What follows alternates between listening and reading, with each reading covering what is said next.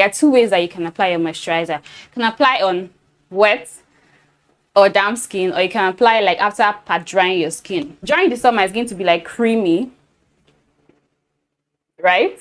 But if you live like in a very cold place or like during the winter, then it's going to be a little bit more firm than this, but it's not going to be rock solid, right? I wanted something that will work because we have customers all over the world, right? So I wanted something that will look nice, whether you're here in Nigeria, which is very warm, or like whether you are in a place where there is summer. A little goes a long way, so you don't need too much. So I'm just going to take a little dab of this, right?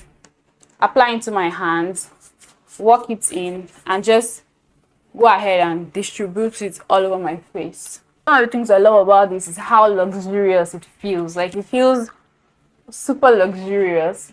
The best way to use this is fresh out of the shower, like fresh out of like when you just finish washing your face. Another thing I love about this is that it doesn't feel greasy. Your skin is going to feel lovely. Whenever I use this at night, right, when I wake up the next morning, my skin feels and looks so hydrated and so soft. And I also love the smell.